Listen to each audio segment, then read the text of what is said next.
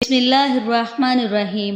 السلام علیکم دوستو، یہ درد بھرا واقعہ سن کر آپ کی آنکھوں میں آنسو آ جائیں گے۔ ایک بار بی بی فاطمہ گھر کے تمام کام کر کے چکی پیس رہی تھی اور رو رہی تھی۔ حضرت علی رضی اللہ تعالی عنہ گھر میں تشریف لائے اور دیکھتے ہیں کہ گھر کے سارے کام ہو چکے ہیں اور فاطمہ چکی پیس رہی ہیں اور ساتھ میں رو رہی ہیں۔ حضرت علی بی بی فاطمہ سے پوچھنے لگے، اے فاطمہ، تو کیوں رو رہی ہے اور یہ پانی کس لیے گرم ہو رہا ہے اور اتنا سارا آٹا ایک ساتھ کیوں پیس رہی ہو؟ بی بی فاطمہ رو کر فرمانے لگی، اے میرے پیارے شوہر، آج میں نے ایک خواب دیکھا ہے کہ میرے ابو جان کسی چیز کو تلاش کر رہے ہیں۔ میں نے ان سے پوچھا، اے بابا جان، آپ کس کو تلاش کر رہے ہیں؟ تو میرے پیارے بابا جان سرکار دو عالم نے فرمایا، اے فاطمہ بیٹی، میں تجھے تلاش کر رہا ہوں۔ بی بی فاطمہ رو کر فرمانے لگی، آج کا دن میرا اس دنیا میں آخری دن ہے، آج میں نے اللہ کو پیارے ہو جانا ہے۔ حضرت علی یہ سن کر بہت زیادہ رونے لگے اور فرمانے لگے، اے فاطمہ، ابھی تک تو پیارے نبی سرکار دو عالم کے بچھڑنے کا غم ہمارے سینے میں ہی ہے اور تو اپنے بچھڑنے کی بات کر رہی ہے، میں تیری اس جدائی کو کیسے برداشت کروں گا؟ تو بی بی فاطمہ فرمانے لگی، جس طرح آپ نے میرے بابا جان کی جدائی کا غم برداشت کیا ہے، اسی طرح سے میری جدائی کا غم بھی برداشت کر لیجئے گا۔ حضرت علی پوچھنے لگے کہ اتنا سارا آٹا کیوں پیس رہی ہیں اور پانی کیوں گرم کر رہی ہیں؟ آج کے دن بھی تم یہ کام کر رہی ہو، تم نے بہت کام کر لیے ہیں۔ بی بی فاطمہ رو کر فرمانے لگی، اے میرے پیارے شوہر، میں نے آپ کے حق بھی تو ادا کرنے ہیں، اپنے بچوں کے بھی تو حق ادا کرنے ہیں۔ میں پانی اس لیے گرم کر رہی ہوں کیونکہ اپنے بچوں کو اپنے ہاتھوں سے نہلا سکوں۔ میں آٹا اس لیے پیس رہی ہوں تاکہ میرے بچے اور آپ اس آٹے کی روٹیاں بنا کر کھا سکیں، اور آپ لوگوں کے کپڑے بھی دھو چکی ہوں تاکہ آپ لوگوں کو دھلے ہوئے کپڑے مل جائیں اور آپ پہن سکیں۔ میرے بعد میرے بچوں کو کون آٹا پیس کر کھلائے گا؟ یہ کہہ کر بی بی فاطمہ بہت زیادہ رونے لگی اور ساتھ میں حضرت علی بھی رونے لگے۔ حضرت علی بی بی فاطمہ کو سمجھا کر وہاں سے اٹھا لیتے ہیں اور کہتے ہیں کہ یہ کام مت کرو۔ تبھی بی بی فاطمہ کی طبیعت خراب ہونے لگتی ہے، انہیں تیز بخار ہونا شروع ہو جاتا ہے۔ حضرت علی رو رہے ہیں، بی بی فاطمہ رو رہی ہے، اور اتنی دیر میں امام حسن اور امام حسین تشریف لے آتے ہیں۔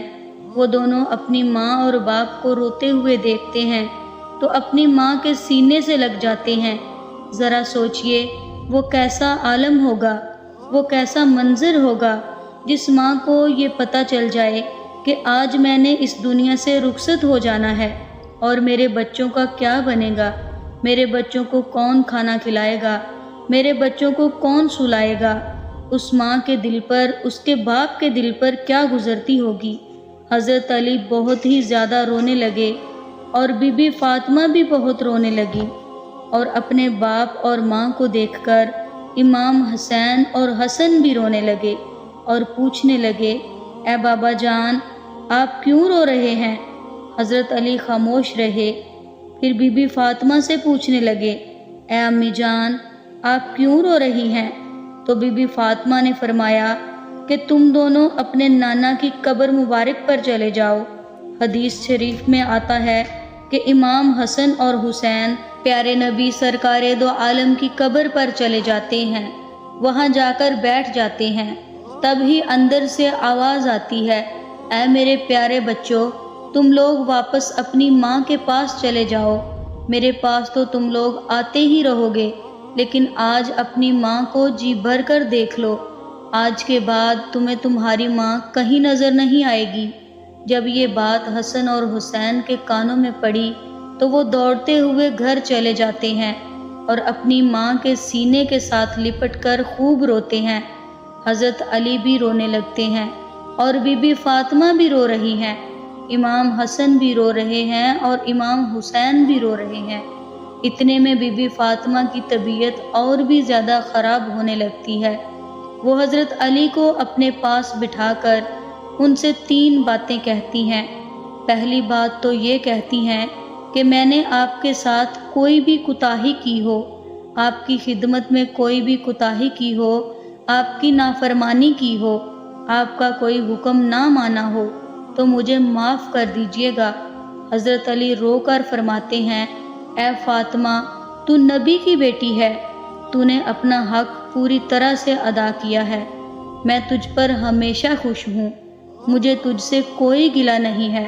بی بی فاطمہ دوسری بات یہ کہتی ہیں، اے میرے پیارے شوہر، جب میں اس دنیا سے رخصت ہو جاؤں تو آپ نے دوسری شادی کرنی ہوئی تو کر لیجئے گا، میرے بعد میرے بچوں کو میرے جتنا پیار بھی دیجیے گا اور ان کو ماں کی کمی محسوس نہ ہونے دیجیے گا۔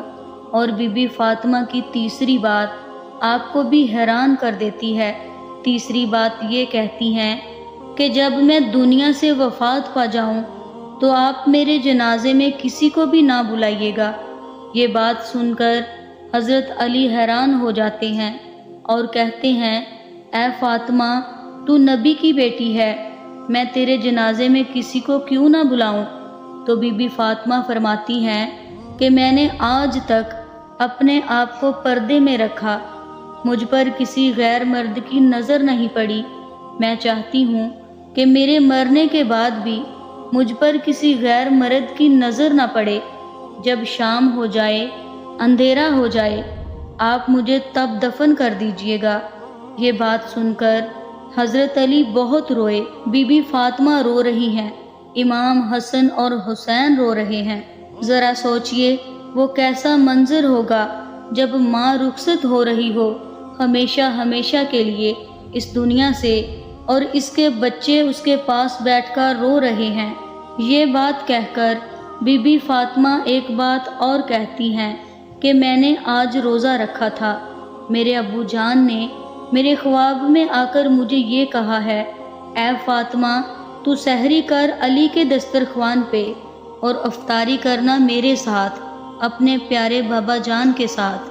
یہ باتیں کہہ کر بی بی فاطمہ اللہ کو پیاری ہو جاتی ہیں۔ بی بی فاطمہ کو کفن پہنایا جاتا ہے، ان کا جنازہ اٹھایا جاتا ہے۔ روایات میں آتا ہے کہ جب بی بی فاطمہ کا جنازہ اٹھایا جاتا ہے اور ایک طرف سے حضرت علی کاندھا دیتے ہیں اور دوسری طرف سے امام حسن کاندھا دیتے ہیں، اور تب ہی وہاں ایک اور صحابی پہنچ جاتے ہیں جن کا نام حضرت ابو ذر غفاری ہے۔ تب ہی حضرت علی ان سے فرماتے ہیں کہ آج حضور اکرم صلی اللہ علیہ وآلہ وسلم کی پیاری بیٹی انتقال کر گئی ہیں، رو رہے ہیں، حضرت علی رو رہے ہیں، حضرت ابو ذر غفاری رو رہے ہیں، اور جنازہ قبر کے پاس رکھا جاتا ہے، قبر کھودی جاتی ہے۔ حضرت علی اس قبر کو دیکھتے ہیں جس قبر میں بی بی فاطمہ کو دفنانا ہے۔ حضرت علی بہت ہی زیادہ روتے ہیں، ان کی داڑھی مبارک بھیگ جاتی ہے، ان کے کپڑے بھیگ جاتے ہیں۔ حضرت علی کبھی بی بی فاطمہ کو دیکھتے ہیں تو کبھی اپنے بچوں کو دیکھتے ہیں۔ یہ منظر دیکھتے ہوئے حضرت ابو ذر غفاری بھی روتے ہیں اور قبر سے کہتے ہیں کہ اے قبر، کیا تجھے پتہ ہے کہ جنازہ کس کا ہے؟ یہ محمد کی بیٹی کا جنازہ ہے، یہ علی کی بیوی کا جنازہ ہے، جن کو امام حسن اور امام حسین کہتے ہیں، یہ ان کی ماں کا جنازہ ہے۔ تبھی قبر سے آواز آتی ہے کہ میں رشتہ دار نہیں دیکھتی، میں اعمال دیکھتی ہوں۔ یہ جو قبر کی آواز آئی تھی وہ بی بی فاطمہ کے لیے نہیں تھی، کیونکہ بی بی فاطمہ تو بخشی بخشائی روح تھی اور وہ جنت کی عورتوں کی سردار بھی تھی، ہر گناہ سے پاک تھی۔ یہ آواز تو ہم جیسے لوگوں کے لیے تھی جو گناہ گار ہیں۔ بی بی فاطمہ کو قبر میں دفنایا گیا اور حضرت علی اپنے بچوں کو سینے سے لگا کر وہاں قبر پر بیٹھے کافی دیر تک روتے رہے۔ دونوں پیارے بچے بھی کافی دیر تک روتے رہے، وہ اپنی ماں کو یاد کر رہے تھے۔ وہ ہمارے پیارے نبی کا گھرانہ تھا، وہ تو بخشے ہوئے لوگ تھے، جنتی لوگ تھے، جنت کے لوگوں کے سردار تھے، نافرمان لوگ تو ہم ہیں جن سے قبر ہزاروں سوال کرے گی کہ کون سے اعمال لے کر آئے ہو۔ اللہ ہم سب کو نیک اعمال کرنے کی توفیق عطا فرمائے۔